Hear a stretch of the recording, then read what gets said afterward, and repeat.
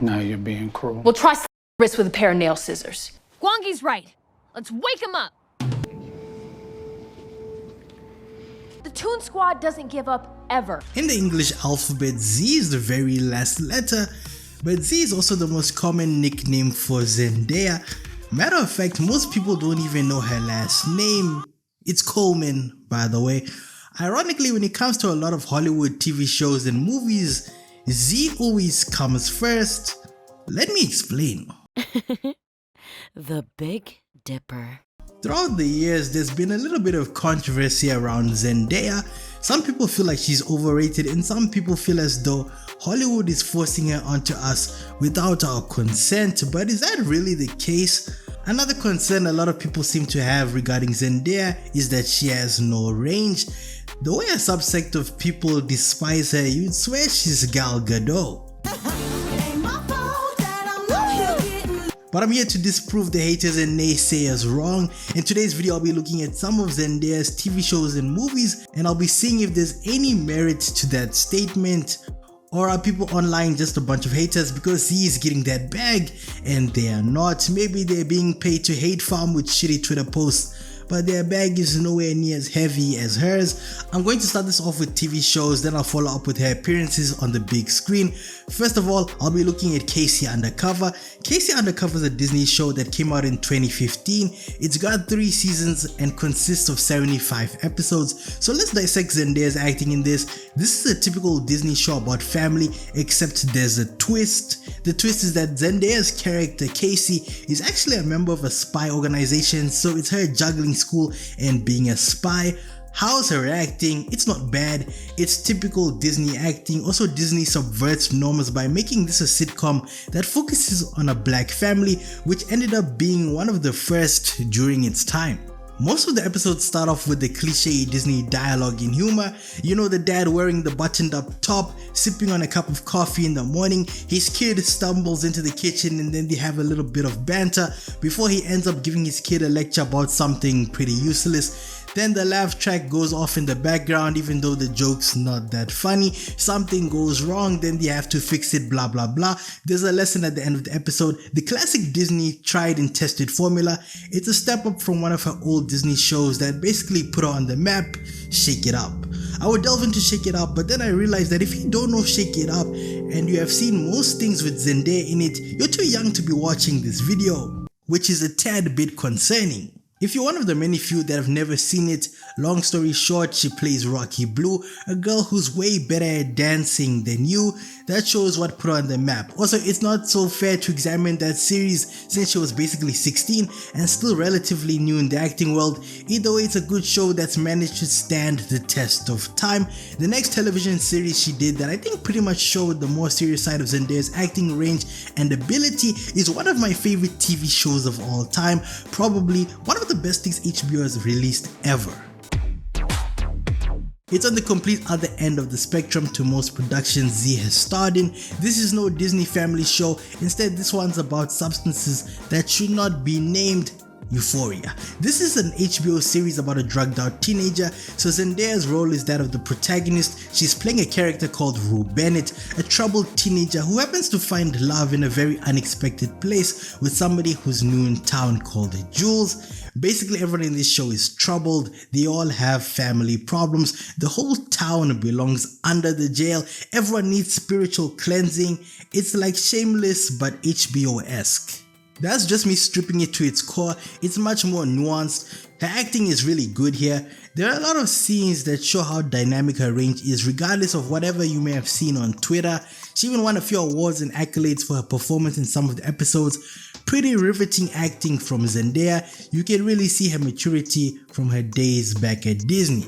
It's odd when you realize that this is the same person from Zapped. Like, this isn't that version of Z anymore. Euphoria is much more sinister and captures the real world. There's no jovial family banter all the time, and the subject matter clearly is something you'd never see at the Mouse Network. Z hasn't been in a lot of TV shows. She's more of a film person. That wraps up her TV roles. Look, I know she's appeared in other series, but those weren't main roles. For example, she was in Ant Farm and also in Blackish.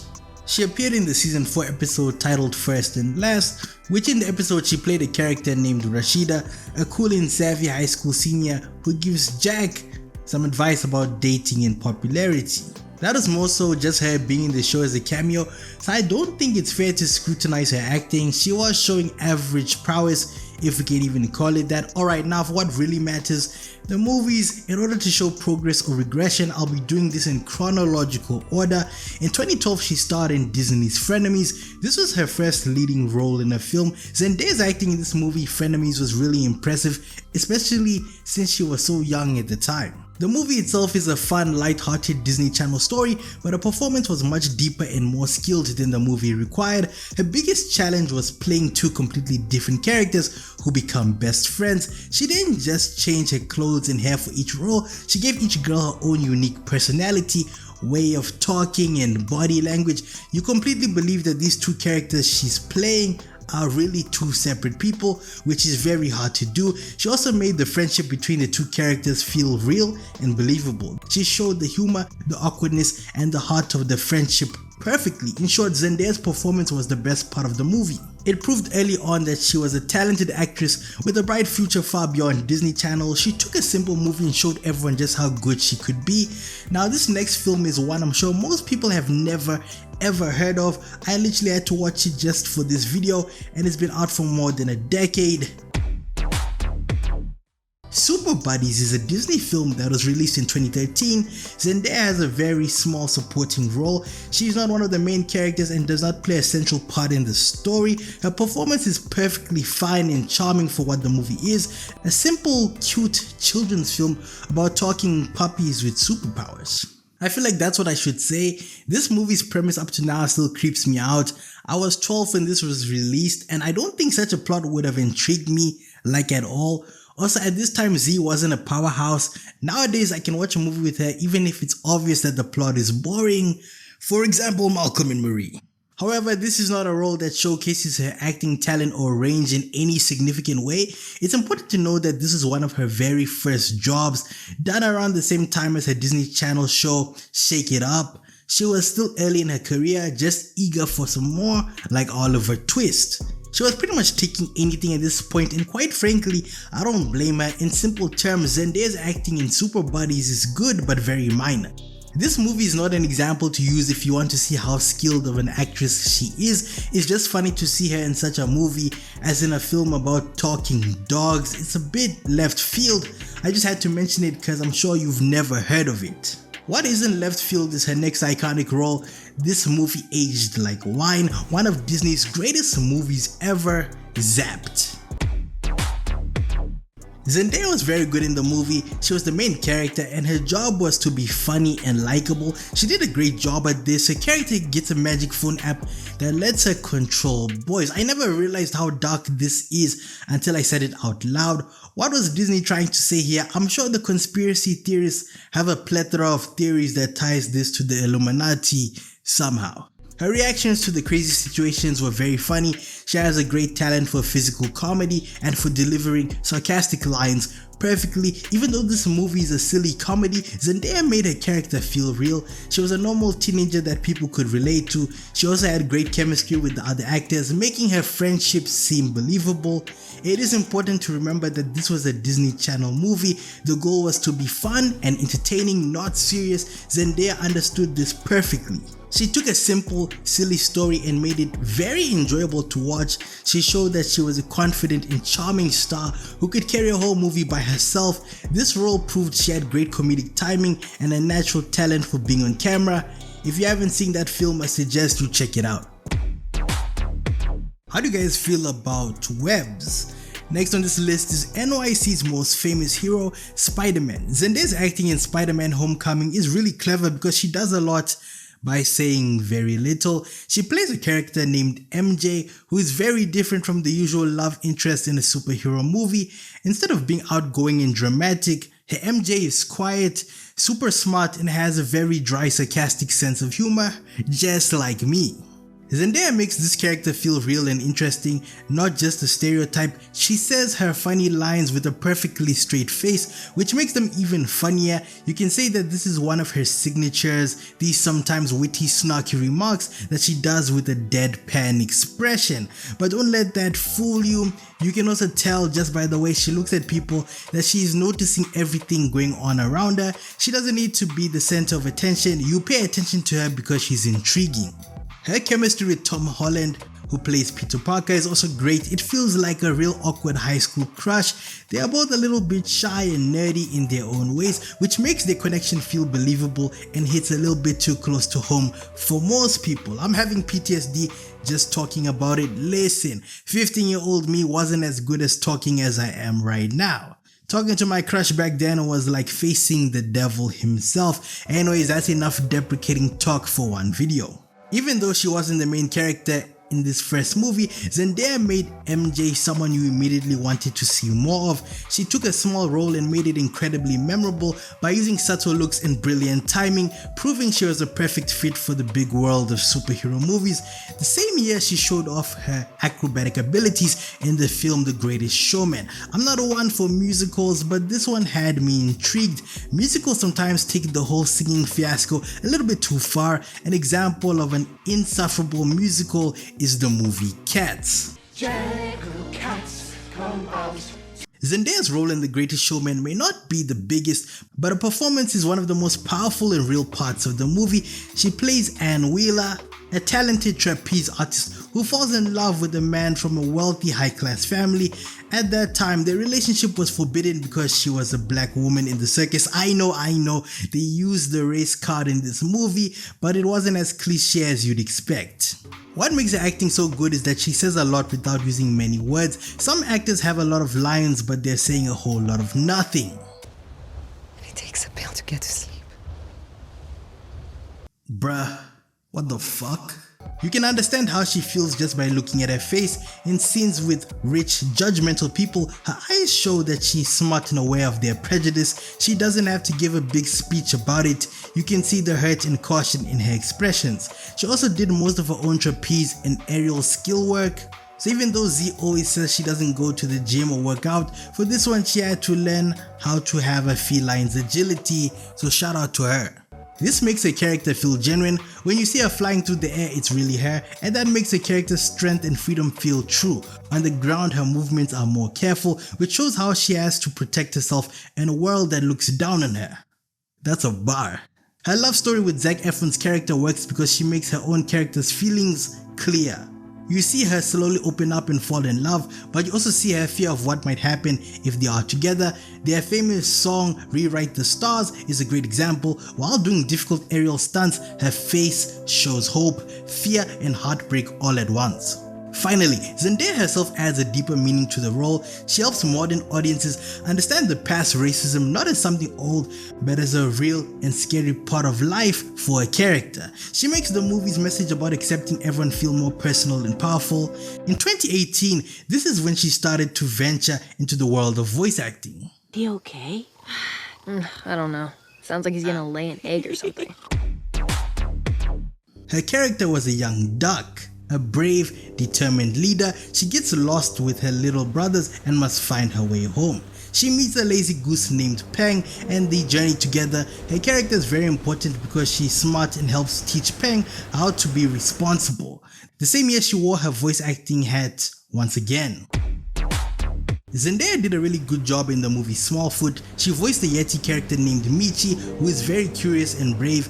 She used her voice to show Michi's feelings perfectly. She sounded excited when Michi was curious, strong when she was being a leader, and caring when she was talking to her father. She also sang a song in the movie which was very nice. This role was different from her more serious work. It showed that she could be great in a fun, family-friendly cartoon, proving she is a versatile actress. It's a fun movie to watch if you really like Zendaya, and if you're watching this video, then you're clearly a part of the fan club. Zendaya's acting in Far From Home is really great because she makes her character MJ feel like a real person instead of just the hero's girlfriend. She doesn't say a lot, but she says a lot with her face. You can always see her thinking and figuring things out just by the way she looks at people, especially Peter Parker. She's also very funny in a dry, sarcastic way, but her performance has a lot of heart. She perfectly shows what it's like to be an awkward teenager who likes someone but doesn't know how to say it. Her version of MJ is smart, observant, and a little bit weird, and that's what makes her so interesting. When the action starts, she doesn't suddenly become a superhero. Instead, she uses her own brain and bravery to help out. Zendaya makes you believe that this shy, sarcastic girl could also be brave and resourceful when her friends are in danger. Overall, she makes MJ a relatable and memorable character who stands on her own. Zendaya starred in the film Malcolm and Marie. Now this is one of the most boring movies I've ever seen in my entire life. It's directed by Sam Levinson, a controversial director, but that's a story for another time. How is her acting in this movie? Well, she didn't really show that much range. She was basically getting into the same routine every couple of minutes. So long story short, this movie follows this toxic couple. They're coming from an award ceremony and her partner, this male director, forgets to thank Marie, his girlfriend. So every 10 or so minutes, they get into a squabble about how he doesn't respect her or appreciate her, even though this film is getting a lot of praise and it's based on her and he didn't thank her. I know, right? Messed up situation. It's basically a toxic relationship, a typical toxic fight, but Zendaya is not really showing that much range. That's all I can say about it. If you want to see Z as an angry girlfriend who keeps on drifting between being indifferent to being pissed, I suggest you watch this movie. But don't be surprised if you start dozing off.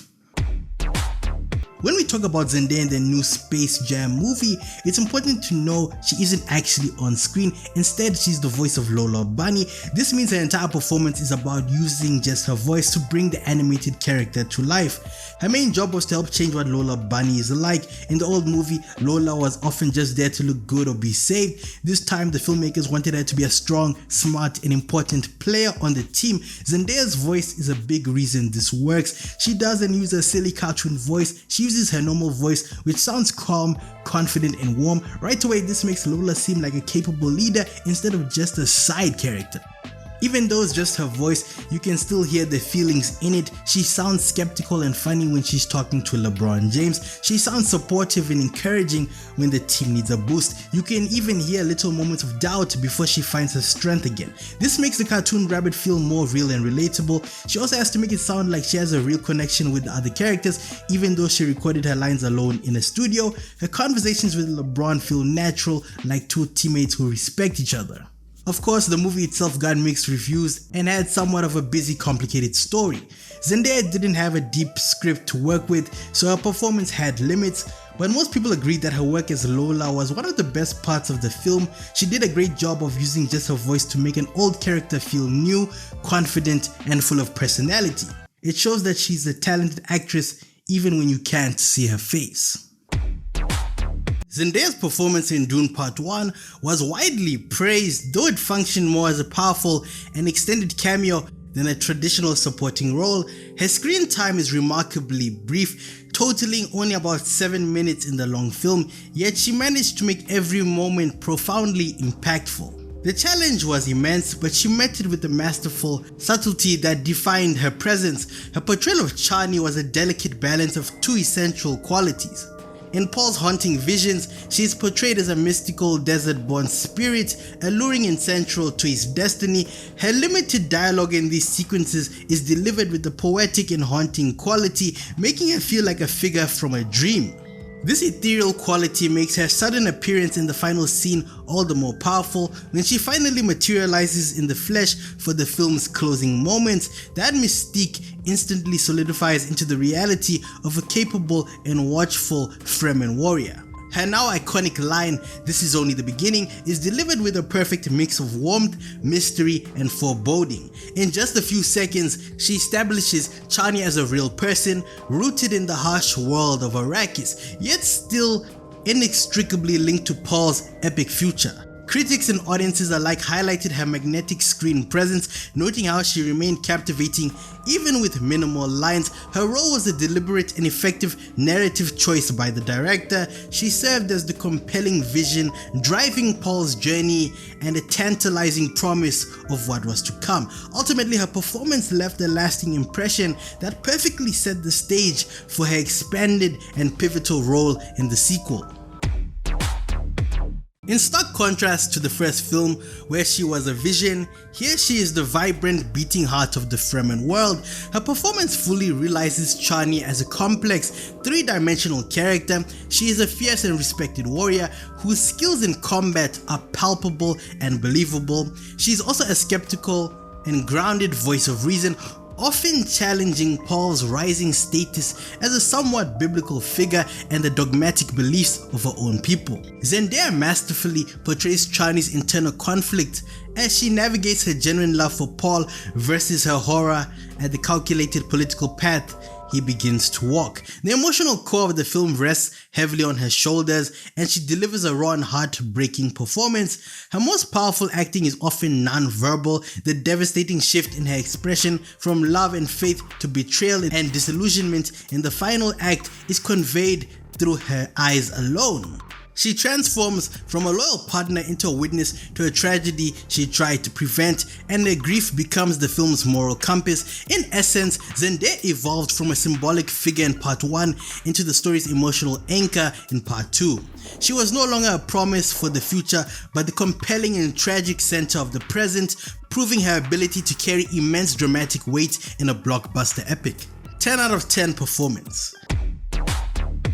Zendaya's performance in Challengers is a masterclass in subtlety and control, representing a significant evolution in her career.